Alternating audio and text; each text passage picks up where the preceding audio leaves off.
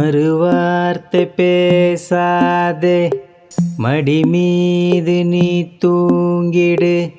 இமை போல நான் காக்க கனவாய் நீ மாறிடு. மயில் தோகை போலே விரலுன்னை வருடும். மனப்பாடமாய் உரையாடல் நிகழும்.